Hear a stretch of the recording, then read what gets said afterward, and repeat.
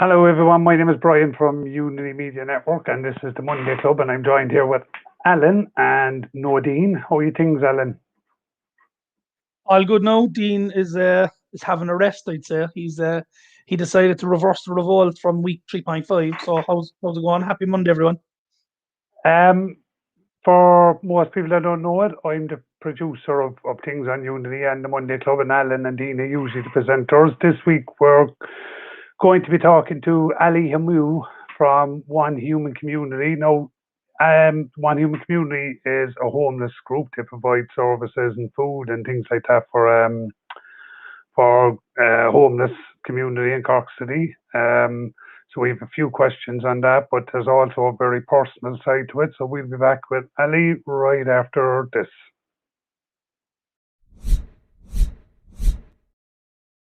Hi everybody, it's Alan from Unity here, and we're asking you if you'd like to get involved. If you're a community group, sporting organisation, or indeed a business you'd like to take part, we'd love to hear from you.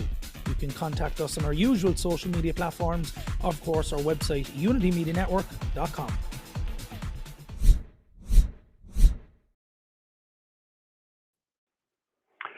Ali, welcome. How are things? Good evening, everyone. Oh, yeah, Ali, there's Fantastic. How are you guys? Good. Happy all Monday. good now. Happy Monday. to meet you, Alan. So, Ali, we brought you on and we asked you to come on. There's plenty of homeless groups in town, but I think your story has a very personal side to it. So, if you want to tell us, how did the One Human Community come about? Guys, to start with, I would like to thank you very much for giving me this opportunity to speak to you and to speak to a greater audience. Now, for me, not a big deal. You're a random Algerian fellow walking on the street. Lived here for the past 2 decades. I probably made a mistake to get married, which got me at some stage to be homeless. That was in 2012.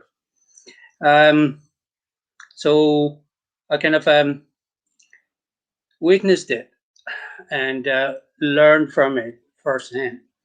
Been homeless for about 4 months, so I've seen it all. But I did my best to get back into the system, got a place. I was working, by the way. I had a full-time job.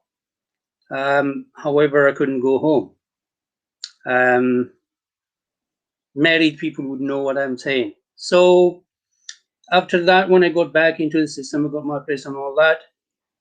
And as I said to ye last Saturday, that I noticed a gap. That is that some nights, and even on a Saturday night, nobody's out there to give food and water to the vulnerable part of our society. I say our society, I consider myself from here. Literally, I grew up here, but the homeless community, our brothers and sisters in humanity out there sleeping rough, would definitely need our assistance. That's what I felt when I was sleeping rough. A hot meal, a bottle of water, a greeting, an acknowledgement. I remember myself once, after I got sorted out, walking home, I found a man. Sorry for this, but this is just an example that will sum it up. Walking home, and as you were the walking bridge from Grand Parade to Sullivan's Quay, I found a man in there very late, and it was cold. So I asked him if he was okay. He said, "Yeah, I'm okay." I said, "So would you like some hot drink?" He said, "Yes, cup of tea." I went to Costcotters in Grand Parade, got him a tea, came back to him, and sat there for like 20 seconds, asked him if he was doing. He said, "I tell you what," he said, "the fact that you acknowledged me and you stopped and talked to me That is enough for me. He said, because some others, they walk through as if I am invisible. Just the fact to acknowledge his being was was something big to him.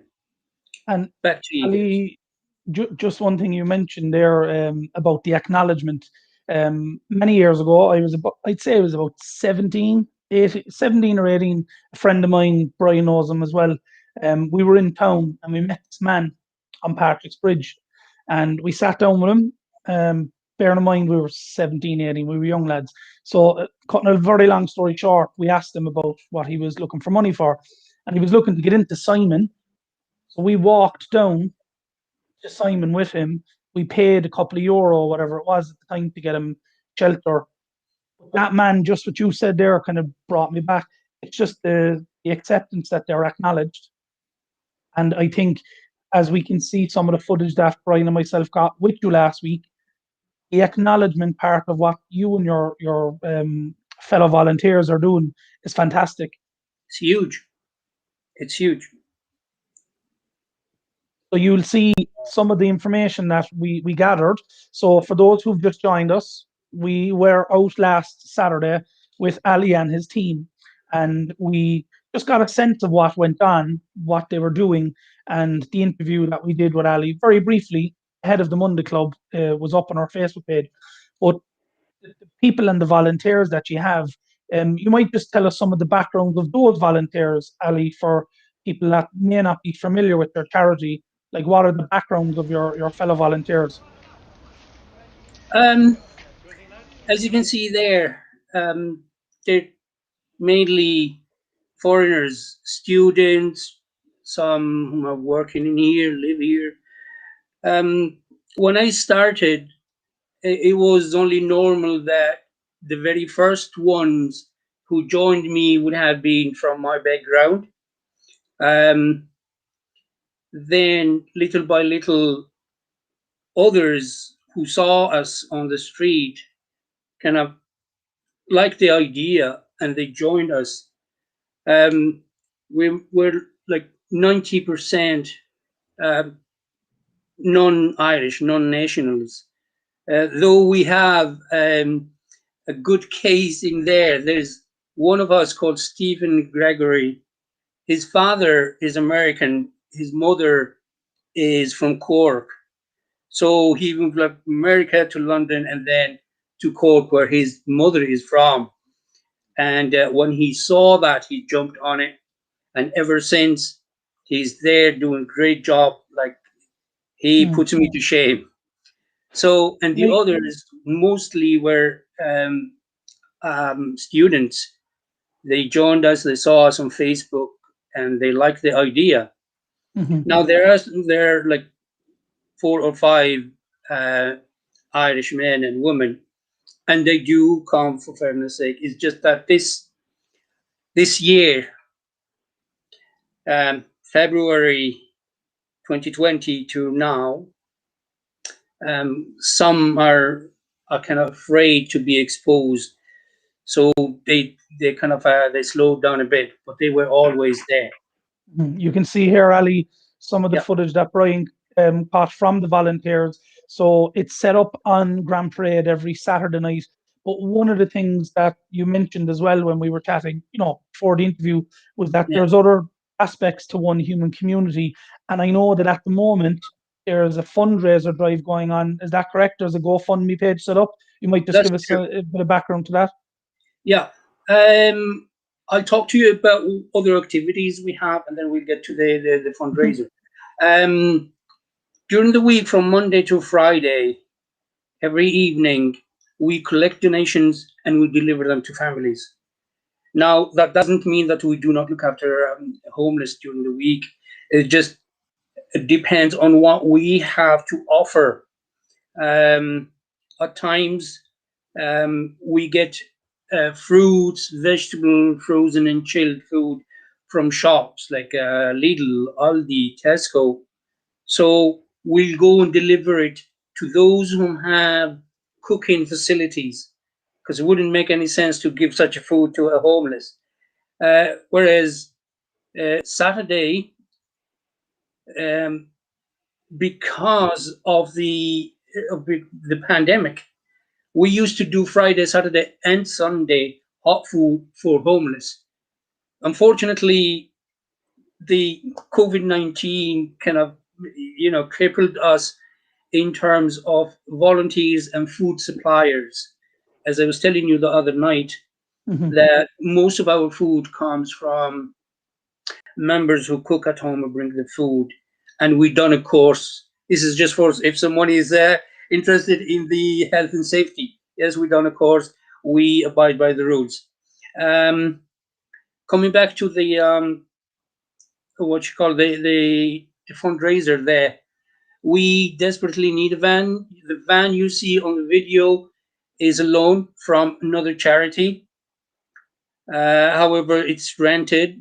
That charity will have to give it back at some stage, and if that van is gone, then we will struggle to deliver our help to families. And we've got around like 35 families we deliver to, and it is a little difficult because Stephen To has get got a around. very, huh?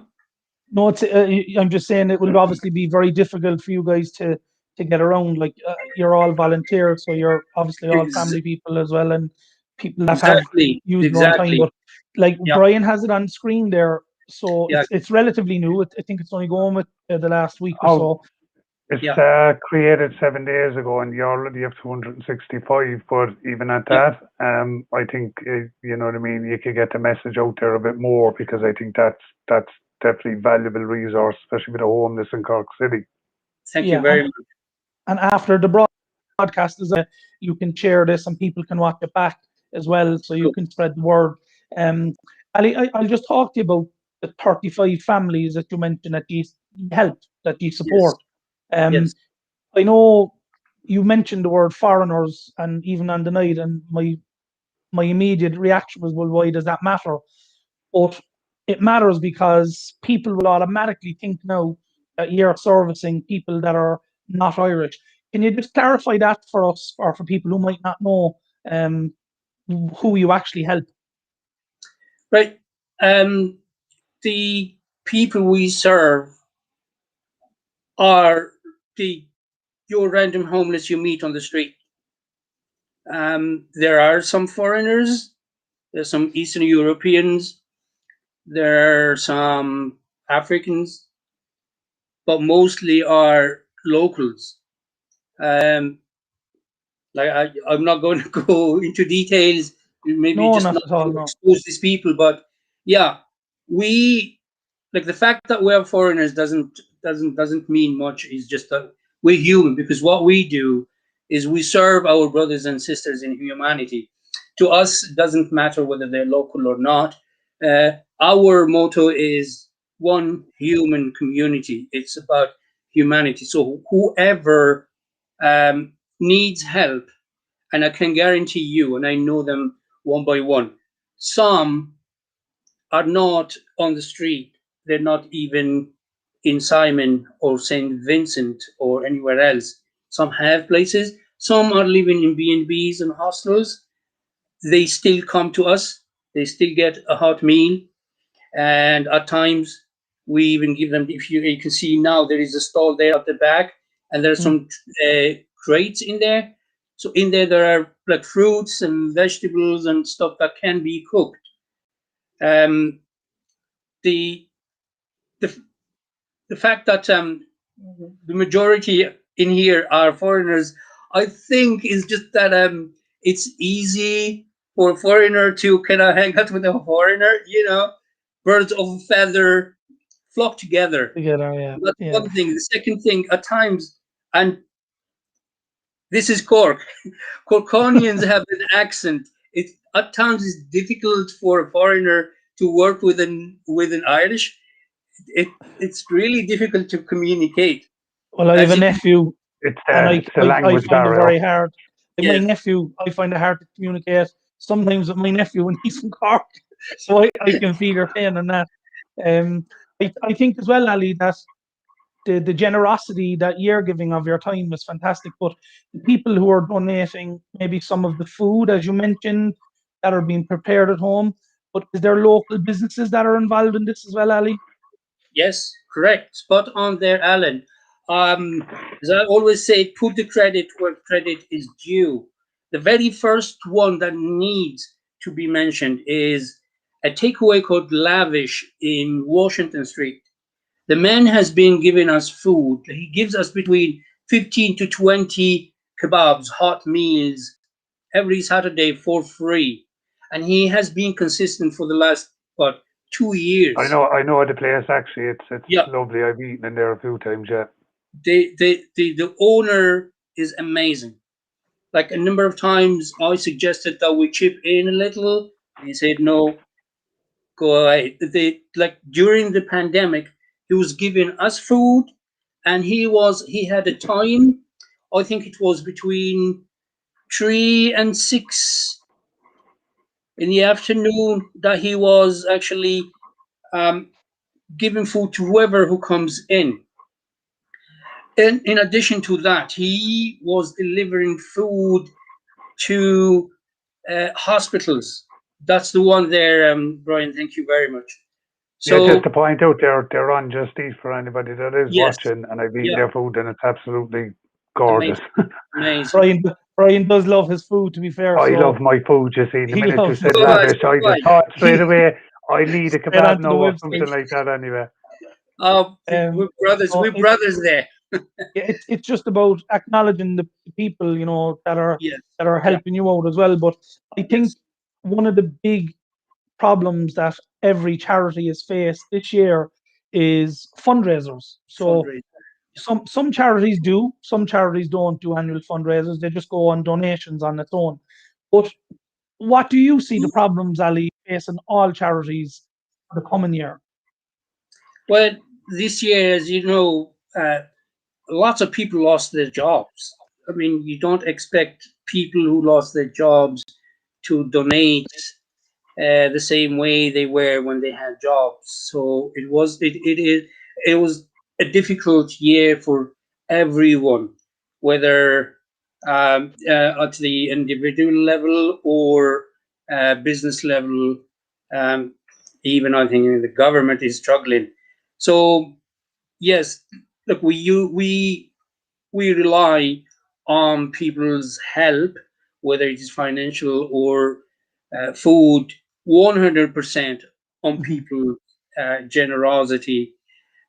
This year was tough, but the what actually made it slightly easier was the donation we were getting from shops. And one word uh, mentioning here is Tesco Douglas. They they've helped us a lot. Um, Another charity who actually helped us too, and I really need to mention them in here, and they're called Cork Kerry Outreach Care. The CEO is Caroline Farry, is from Ballincollig. Amazing. She's the one who gave us the van. She's the one who gives us food, and from here and there, wherever she gets, we get whatever she gets. She helps us with. Um, That just shows Another the connection.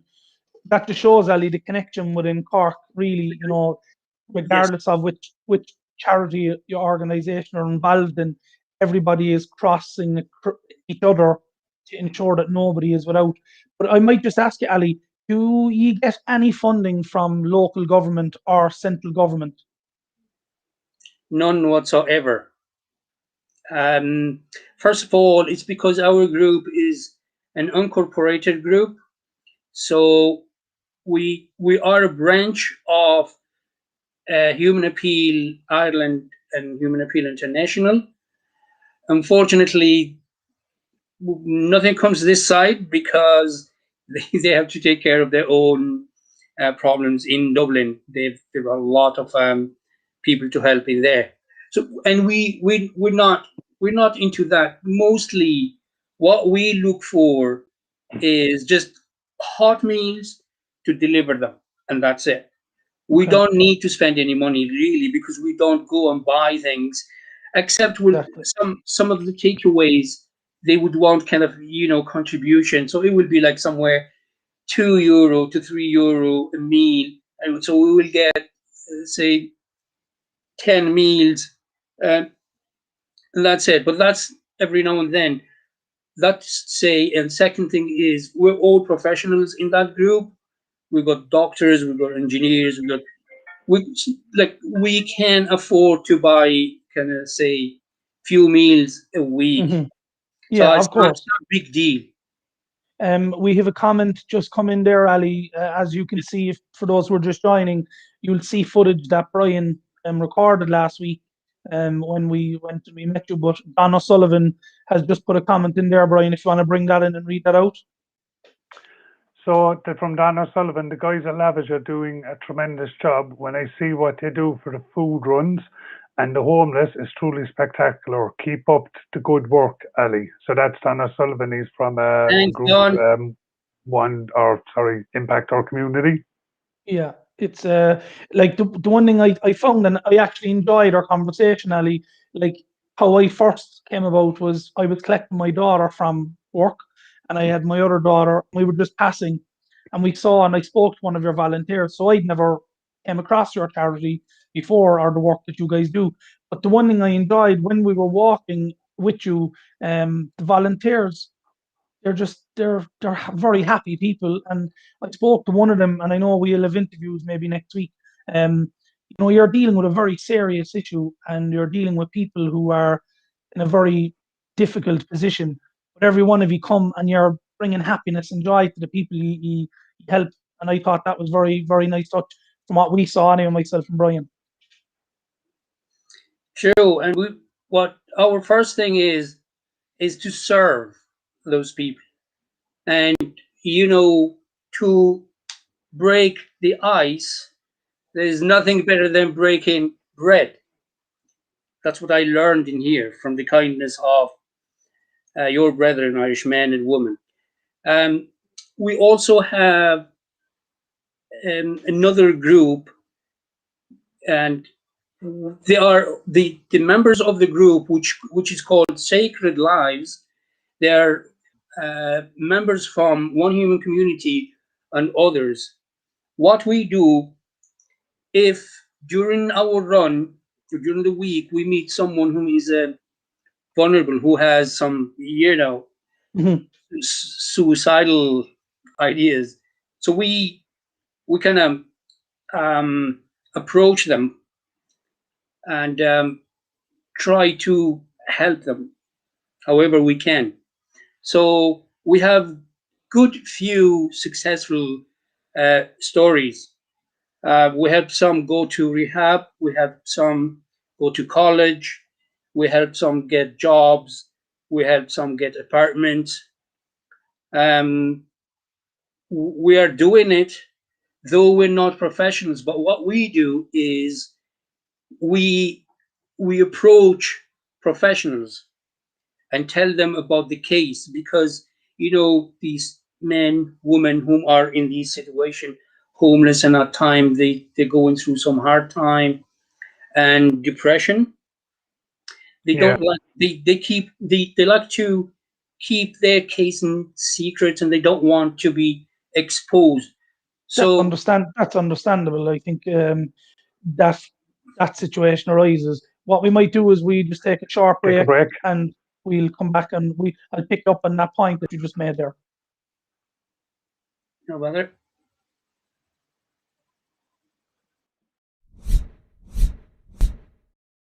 Dean from Unity Media Network here. If you or anyone run a business, or you specialise in a certain topic, if you want to contribute in some way, or you need help in a certain area, contact us via Messenger, DM on Twitter, or email us admin@unitymedianetwork.com, or visit the website or fill out the contact form and we'll contact you.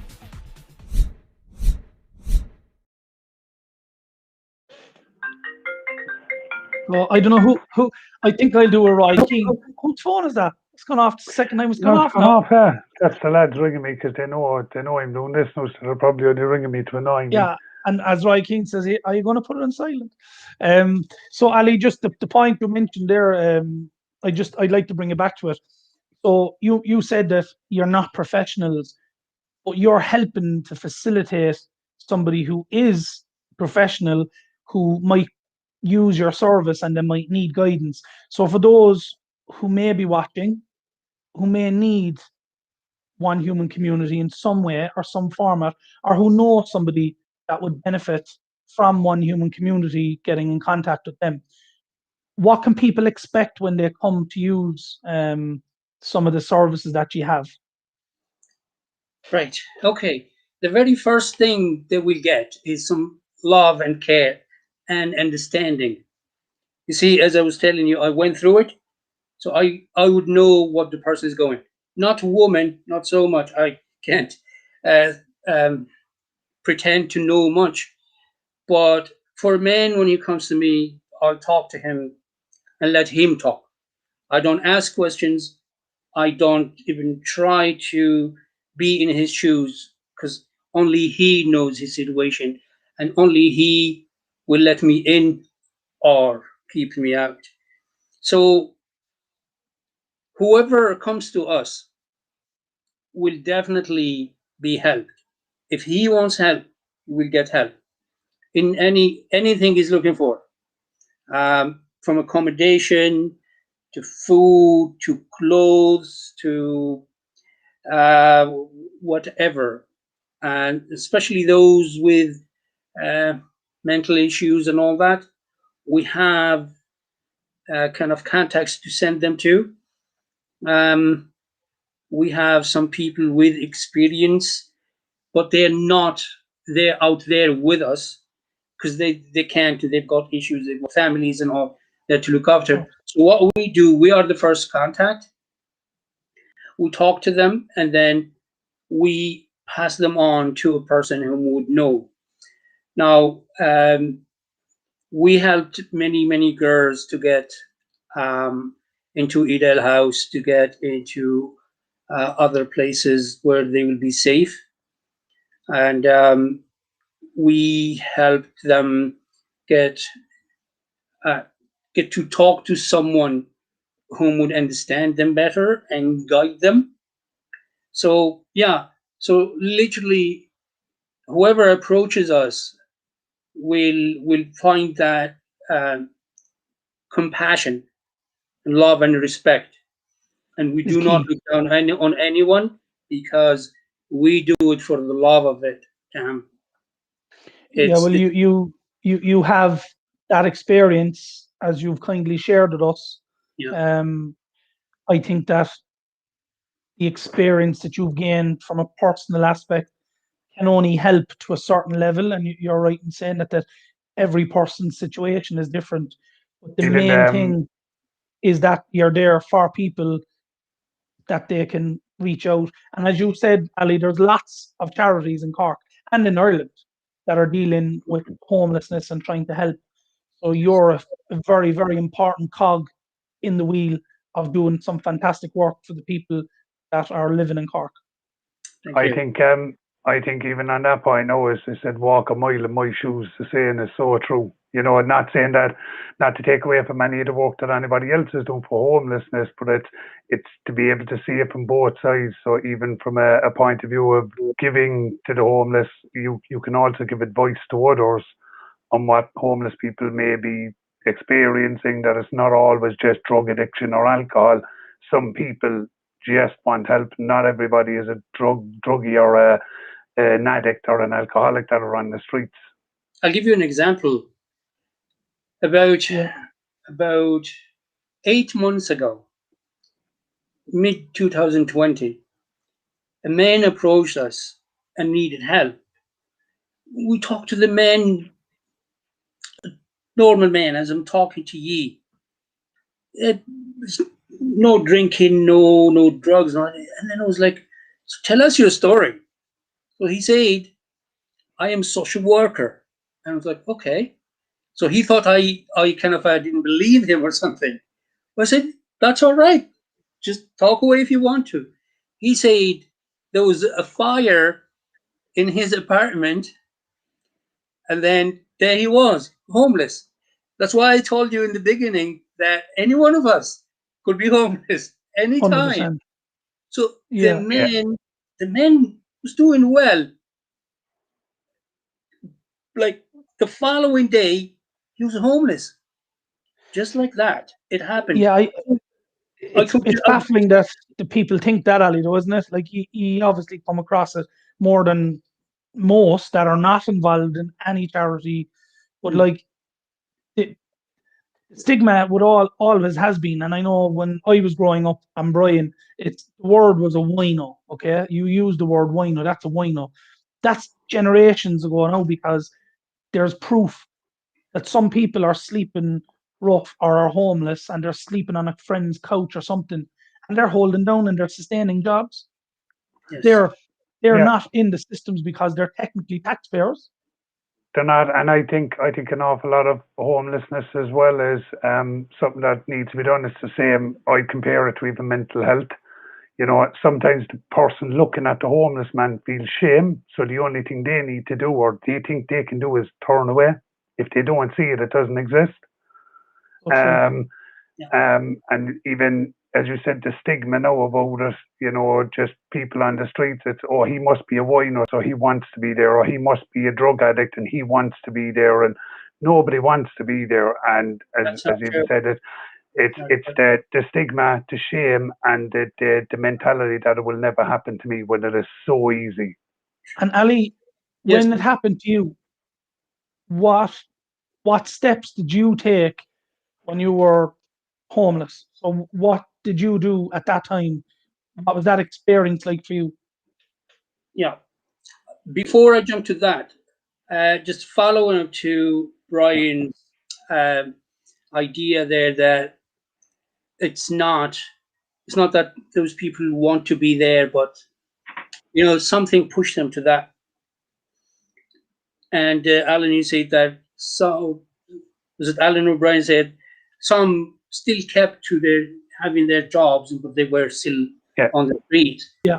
Last year, 2019, and you showed at the beginning a photo of Tent Village, which was in Fitzpatrick Park there. There was 2 girls sleeping in a car. They had jobs, but they could not afford the rent. They could not pay rent anywhere here in Cork, and they were new. So they spent few months in their car, and then they spent a couple of months in that tent village. I don't know if you saw the videos that I made out of that place and sent it out. Now, personally, and how I got back. First of all, okay, I told you that I've got a good job and I earned. I'm in a much better position than many others. So spent those 4 months out on the street, and then I started to kind of staying with friends, staying in the Islamic Center in Shandon Street. Then I found a kind of a bed seat in the basement in Patrick's Hill. I don't know if you're familiar with that area, but you must have been very fit walking up and down there every day. Yeah, so it was cheap. It was like €400 a month, because it was that bad, but it was better than sleeping rough. I had a roof, I had a shower, I could cook, I had a bed. It was good. And then little by little, things got better. I got a better place, and now I got a council flat. So, yay! I'm kind of over the moon. So, how or what motivated me to get back? Like, I could have ended up as an alcoholic or a drug addict, as many others did. Man, how do I put it? It's not easy. It's just that it's something inside that drives you up and say, don't give up. There are others whom were in a worse position than I. So I kept going and asking and trying, talking to people, and going to the council, looking for places and all that. And I just felt like if I make that or I take that wrong move or wrong step into trying to drown my sorrows and all that in alcohol or anything else, I will never get out of it because I've seen it. I've seen it there happening in front of me. So I never went down that way. And I think that was what saved me from kind of ending up a proper homeless or an alcoholic or a drug addict. I guess it's That just was that, awareness. That yeah, like that was awareness on your part, Ali, Yeah. and fortunately and thankfully you had that awareness. So the problem is with a society is that some of these people don't have that awareness because of their addictions or because of a relationship breakup or whatever is going on in their lives that they physically cannot see another yes, option. But you're here and thank you've God. been you've been successful in that. Success to me is being happy, and you look very, Yep. very happy. You're a very nice person, and Yeah. I think Ryan and myself, um, we're a voluntary group like yourself. Everything we do is given our time to help others, and we get enjoyment from helping people tell their stories. But Well, it just struck a chord with me when I spoke to you that night in Grand Parade. Firstly, I didn't know who you were, but secondly, it was just this is a group of people who just see people who have a situation and you're there to help, and hats off to you. Hats off to you, Same. really Yeah. mean it. It's a case of, look, we're voluntary. Miss, I work, Alan work, Dean works. We work 40 hour plus jobs a week. We've other responsibilities and things to take care of, and there's other homeless groups we can go out and record. But it was when Alan said it to me that you were in there doing it weekly. There was other businesses giving their food free free of charge. You were once homeless. Not saying that stands out. Well, it does. It stands out more when you're in there, and I think it paves the way for all these kind of homeless groups to be shedding a good light, as in this is out there being done, this is what we do, and we give our time as much as anybody else. Yeah, It's just power and stuff, to turn around and see where you've come to now. As I said, you seem happy. You're a bubbly guy. You can see it in the videos.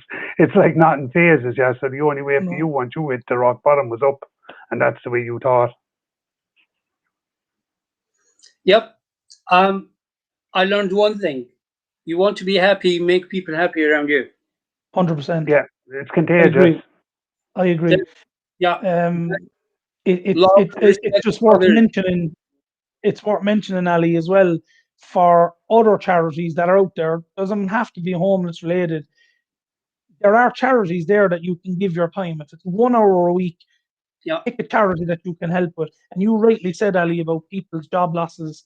They may not have the resources to give any money to a charity. Firstly, charity starts for them at home, and that's totally understandable. definitely. But what would you say to somebody who might see this and say they're not involved in any charity, regardless of what they might get involved in? Hmm. What do you feel when you do the work you do? Right. I feel like there are some people out there who could do better. You see, helping the vulnerable part of the society doesn't mean just give them some food or some water or a sleeping bag or a coat. No, no, that they can get from anywhere. The very, very, very important thing that people need to know is that acknowledgement. You see, don't make them feel that they are invisible. Don't make them feel that they're not important. The moment you look away, they'll feel that they they are no longer a human being. They have no respect as a human being. That you reject them as human being. And that is the worst thing that can happen to them. It can lead them into committing a suicide. Don't know if you were aware, but Caroline, a week ago, she jumped into the the river in the marina. The news was out there. We stopped her December, just before Christmas. We stopped her from jumping into the river Saturday night. We tried to help her and all that. We kept her going for 2 months. We were meeting her on the street, talking to her. But, she was being bullied in Simon. She was treated really bad. So she ended up jumping in the river. But if she was shown love and a bit of attention, I am sure she would be around us. Sorry for cutting across there, Ali. That just might be the delay. A program that I watched on RT recently, actually, I think it was a couple of weeks ago. Some of the people that are using the facilities in Dublin, some of the services in Dublin, some of them said that they felt more safer in their tents and their sleeping bags on the streets of Dublin than they did in a homeless shelter or a hostel. And again, it's 100%. personal choice. Some people are happy with that and some people aren't. But it's something myself and Brian are working on a long-term kind of a goal to do and showcase the work being done, but from the other side of the person who is using the facility or the service, or in your case, One Human Community is about love, care, respect, and treating people as they should be treated regardless of circumstance. There's just one or two messages after coming in there, Ali. Brian might just read them out before we finish up. Yep. Yeah. So from Brendan O'Winnicon, he says positivity breeds positivity, and 100%. James Toomey, Tobin, Steve jumped in to help out and are giving hot meals this evening on Parker Street. They actually are, and I think Colin. Look, we all know Colin, to be honest. Before even he had the businesses, I think he was starting. He got involved at the top of the hill first. Then he set up One Barbers. He used some of the money he made to go in giving out blankets at night on his own to homeless. That's a local guy from Cork City who owns a business. He set up a few businesses in the height of a pandemic, and people forget when he didn't have these businesses, he was using money he was making in his first business to go in and help homeless. There's loads out there to reach out to, and this is a guy where we're actually trying to talk to, but he's so busy, but I suppose we'll get the time at some point. But it's just there's lots out there, and it needs to be highlighted as Brendan says, positivity breeds. It's the same thing. It's like anxiety and bad feelings and stress is contagious, as much as you said. Well, go, Ali. Happiness is contagious. People around to make them happy, you will get it back twice in return. Definitely. That's Brendan, I think, from last week's show, or Down Under. It star. Is, yeah. Brendan, or Ali, the guy Down Under, the Tuesday Club.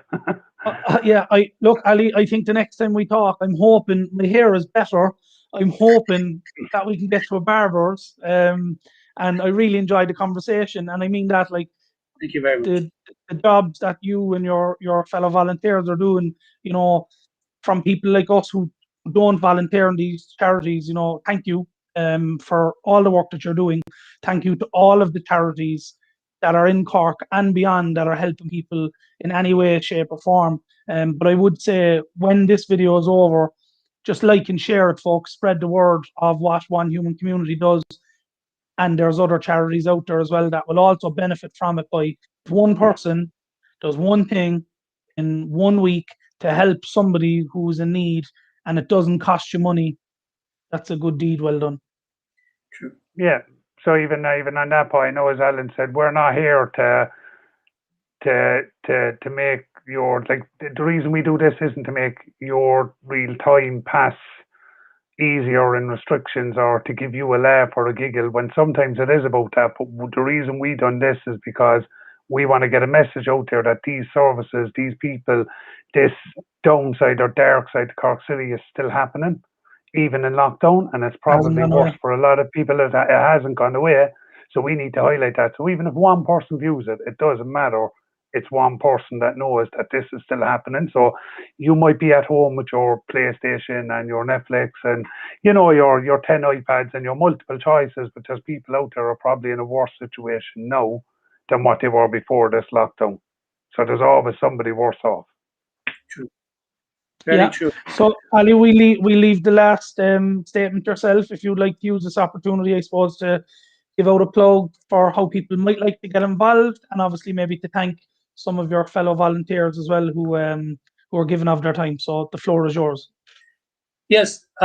Well, back to you. Thank you very much, guys, for coming to us out there last Saturday, for giving me the opportunity to be out here and talk to a bigger audience. Now, to the audience, thank you very much for being there and listening to us. Back to our volunteers. A big shout out to each and every member of One Human Community. A big shout out to Cork Kerry Outreach Care. A big shout out to Lavish, who gives us lots of food, which we serve to people who needs it.